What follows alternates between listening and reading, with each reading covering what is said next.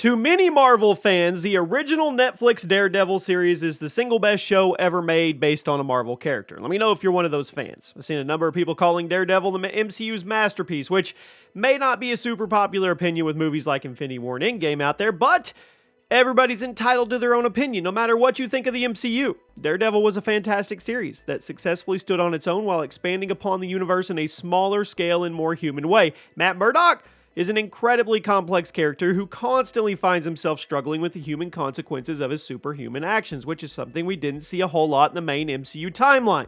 Now, granted, part of that is due to the fact that we just had far more screen time with Matt than any of the Avengers, but still, Daredevil is a phenomenal series, and with Murdock's official introduction in the MCU, the hype has started to build to the next step. Welcome to the Chaos Multiverse, everybody. Chaos here. Let's talk about Daredevil and which team he's going to be part of. An Avenger, a Defender. We're going to go over everything. So make sure you're subscribed, make sure you turn on those notifications, and stick around for the entire video. Now, the hype is there. Matt first appeared via cameo in Spider-Man No Way Home, but it wasn't until one of the last episodes of She-Hulk we saw him in costume again. She-Hulk may not have been the most beloved series in the MCU history, and may not have been everybody's cup of tea, but if it did do one thing correctly, it got people excited for Daredevil, and it more or less brought the Matt Murdock we know and love into the larger MCU fold.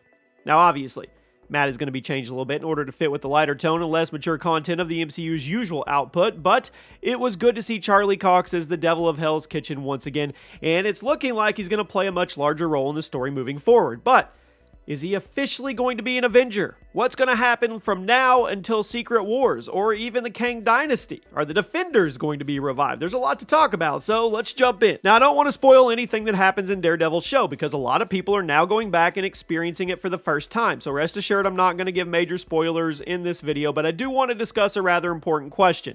What is Daredevil going to do now that he's part of the larger MCU?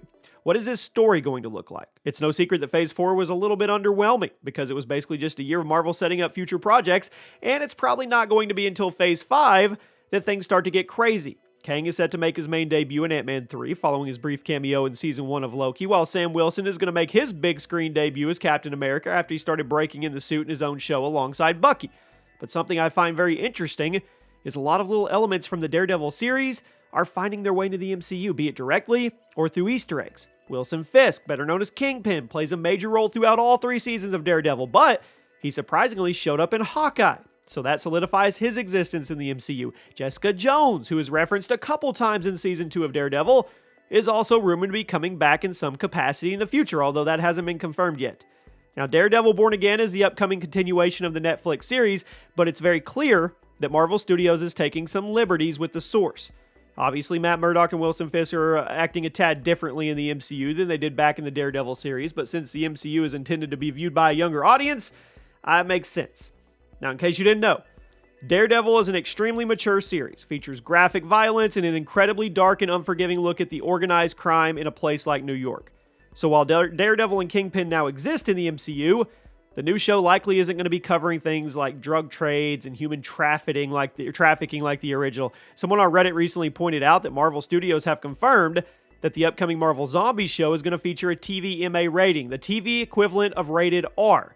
But since they haven't done the same for Daredevil Born Again, it's probably likely they're going to tone it down for the larger audience, especially since a bunch of younger Spider-Man fans are going to be watching after seeing him in No Way Home. Now, I do want to point out, most of the graphic content in Daredevil came from his villains, so you technically could still have the same character in a PG-13 environment without having to change it too much. Yes, you'd have to tone down the blood and violence, but some MCU projects like the Multiverse of Madness, they push the PG-13 rating to its limit, so hopefully they wouldn't have to tone it down too much. However, all that being said, Daredevil 3 is confirmed to be keeping an R rating, so it's not like Marvel Studios are committed to watering everything down moving forward. It's clear from Hawkeye that the MCU's version of Wilson Fisk is going to be a pretty heavily toned down character from the Netflix series, so that alone could be all it takes to keep Daredevil Born Again from getting that TVMA rating. But I do not want to deny that Daredevil benefits heavily from having more free reign to cover the darker subject matter. That's just the truth. So what about the larger scope of the MCU? We know Matt exists in the MCU thanks to She-Hulk and No Way Home, but what happens now? I asked earlier in the video if he was going to join the Avengers or revamp the Defenders, and personally, I think the answer may be somewhere in the middle. Marvel Studios hasn't shown much interest in reviving other parts of Netflix Marvel franchises, Jessica Jones, Luke Cage, so it'd probably be a little silly for Matt to revive the Defenders where he's the only member. That being said, I don't know if I see him joining the Avengers simply because of who he is as a character. Matt Murdock doesn't really concern himself with the larger problems of the MCU despite being fully aware of them. Throughout the first season of Daredevil, he made it clear his responsibility is to try and help people hurt by the Battle of New York in the first Avengers movie.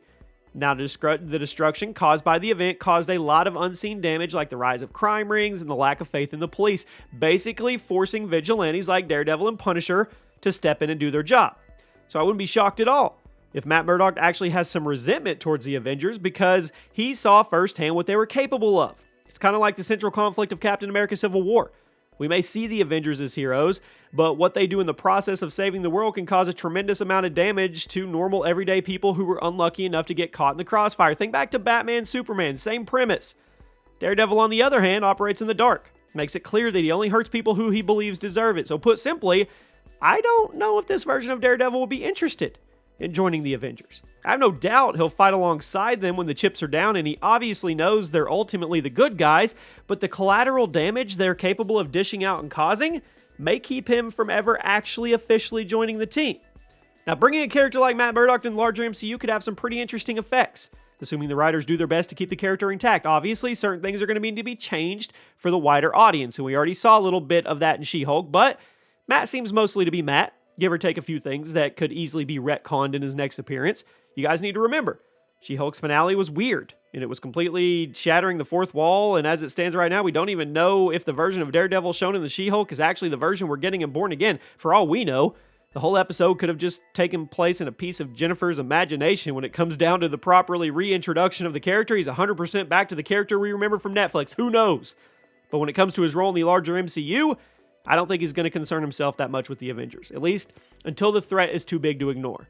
Knowing what we know about Daredevil and Matt Murdock, and we're going back to street level with Spider-Man, I think he's going to stick to the shadows. I think he's going to resist joining the bigger fight so that he can continue to help the average citizens take down the villains that aren't big enough for the Avengers to notice. I mean, do you really think the Avengers would have stopped Wilson Fisk if Daredevil hadn't done it? Do you think the Avengers would have ever noticed the Punisher? Matt Murdock is very aware of the fact that the Avengers don't see the smaller scale threats that the average New Yorker sees every day, and that's going to be his motivation to stick to his own personal mission and only join the Avengers when it's absolutely necessary. That's what I think is going to happen. Let me know what you guys think in the comment section, or what do you want to happen? We know he's going to be part of the bigger picture. We know he's going to be part of Avengers 5 and 6. I just don't think he's going to be all gung-ho to join them. Let me know what you guys think. Hope you guys have a great day, and I'll see you soon.